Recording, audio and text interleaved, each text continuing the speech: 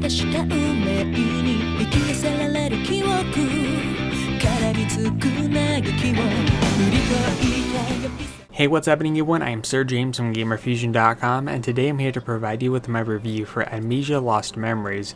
Now, to quickly go over the game's storyline, this game is heavily story focused due to the fact that it is a visual novel in which you play as a female character whose life depends on hiding her recent loss of memories, and as you play through the story you kind of find out exactly what has happened to her memories and all these different things. But along the way, you're actually going to be involved in a complex relationship with up to 5 different guys, in which you get to choose the romantic path from start to finish, piecing together her forgotten memory. But in this case, the choices you make will actually affect on who she will fall in love with and how the story will come to an end. Now, going over the graphics, visually this game is really impressive looking. I really enjoyed the artwork and the detail that went into the different scenes, such as the various amount of characters that you get to see and interact with along the way. The environments and set pieces, just everything about this in terms of the art style was really top quality, which definitely flesh out the story a lot better, giving a nice visual representation of what they're actually going on about. Going over the gameplay, there's actually not a whole lot of gameplay elements here, but there is actually quite a few interactive moments in which you as the player get to choose. First off, you begin the game by choosing a name for your character, and it's pretty much totally up to you.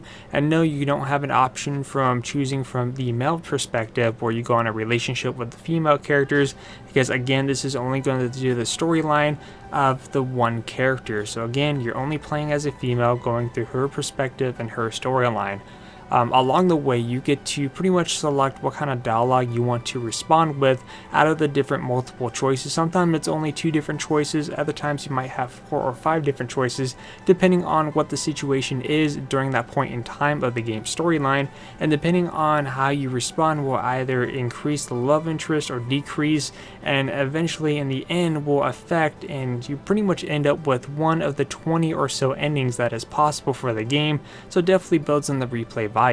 Of course, there's actually some mini games that you can be involved with, like playing games like rock, paper, scissors, or a little mini hockey, things like that, but that's relatively in terms of the gameplay aspect. Basically, you get to make the choices which will affect the storyline and how it will end, and that's pretty much about it.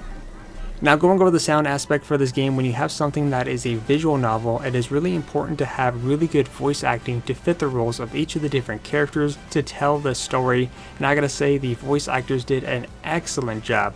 Now, the game only has the voice actors with Japanese with English subtitles, so if you're kind of hoping there would be an English option, unfortunately you're not going to find it here. But getting back to the Japanese voice actors, they did an excellent job portraying the roles as each of the different individual characters along the way.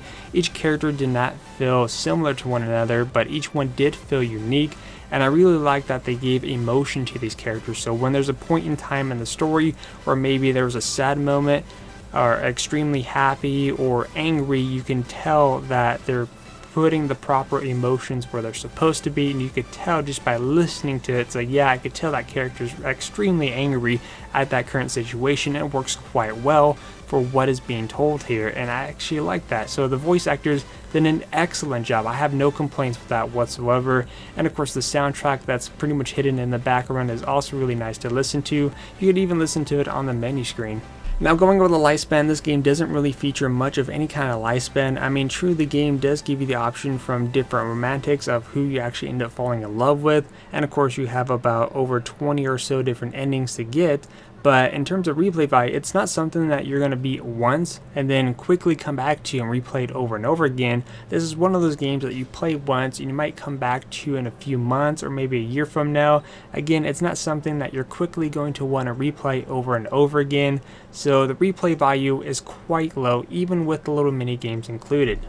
As for the innovation, there's actually been a lot of visual novel games lately, and this one's pretty much no different compared to some of the ones that I've already played. I mean, true, this game does give you the option of how the story will affect the character, but it's something I've ran across over and over again.